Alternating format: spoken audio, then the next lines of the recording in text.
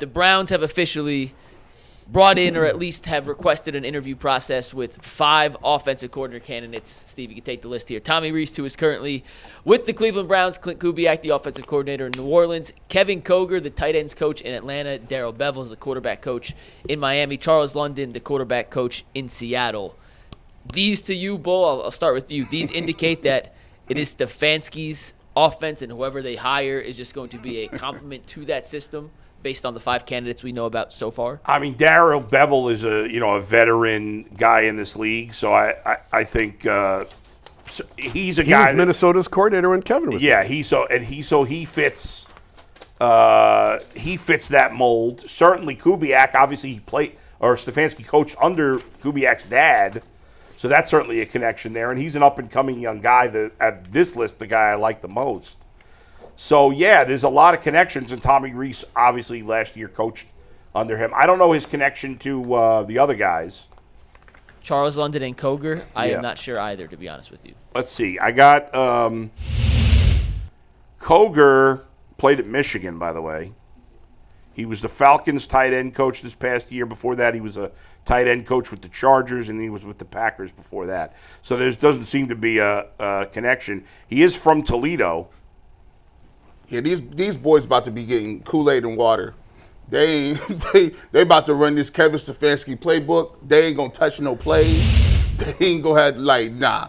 These are hires that are looking to move up the ranks. They're gonna bring them in and say, listen, you're gonna coach the quarterbacks up. We're gonna get you together. You're gonna have some little things you're gonna do here. But in terms of this offense is me. Right. None of these guys are going to call plays, so that's why they're, that's another reason why. No plays. Most likely. Although, again, Darrell Bevel's been in the league a long time. He's not looking to move up the ranks. I mean, he's a veteran. Trying to give you that Alex Van Pelt. That's my guy. Yeah. I know I'm comfortable. I mean, Koger, London, and Rees are all really young guys. So is Kubiak, but, I mean, he's highly thought of around the league. I believe London had a tie to Vrabel. I believe. What is it, Charles London? Yeah, I think.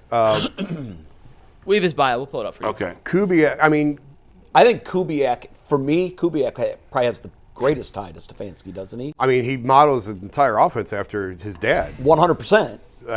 It's the Gary Kubiak offense that Kevin runs. It just seems to me that when I heard he was on, I expected he would be on the list. When I heard that he was, I said, he's our next offensive coordinator. I'm going to be stunned if this goes in any other direction. I wouldn't sleep on Tommy Rees. Really? Yes. I said they're going to lose him. If they don't promote him, they're going to lose him. Okay. Because Vrabel will, and Rees may prefer to leave because I think he'll go with Vrabel and he'll call plays because Vrabel's not going to call plays. So Rees can be a play caller. And he's going to have a new quarterback. Now, do you think it's a done deal that Stefanski is going to reclaim the play calling? I don't think it's a done deal. Because I haven't heard that. It depends who they hire, but I think it's a good chance. I tend to, just my opinion, I think he's calling plays next year. I think this is, philosophically, this is an important move and moment for the Browns because I've always been fascinated at organizations who try to shove in their guy in a very critical position and just tell the head coach that this is who you're going to work with. Right, yeah. In my experience around the league and in covering teams and organizations, to me it always feels like the ones that work best are the ones where there's an automatic philosophical alignment. Yeah. And when they forced in the OC last year, I just thought, wow, this is not what we do. This is not what Stefanski is. No one expected it was going to work. It's catering to the $230 million quarterback. It's trying to do everything you can to give him every opportunity to be successful. I totally understand why they did it, but I think all summer we said, Ken Dorsey ain't it. That is not a great hire. I think we were all in agreement on that, but you understood why they did it. Let me ask you this, though. On paper, did you think that Deshaun Watson was the kind of quarterback that was going to work well with Kevin Stefanski and in his system? Going into it, yes. Because I didn't. I just thought, that's odd. I don't think that's the quarterback that he would design in the lab to run what he runs. Well, and maybe it's because I was too close to the trees, but I wrote the story on how they landed him, and I'm the one that wrote that Kevin sat there with an iPad with Deshaun and went over plays of. No, I remember you said that. This is what we like to do. This is what we've seen you do. This is how we can use you. And Deshaun said, what can I do better? Coach me right now. What do you think I can do better? And the first thing Kevin pointed to was play action. Right. Now it all makes perfect sense. Sure it does. But so I thought at the time, I thought it could work. Clearly, it did not. By the way, I asked Joe Thomas. I had Joe Thomas on my podcast this week. We were going to play a clip of that in the show, but we ran out of time, so we're going to play it on Monday.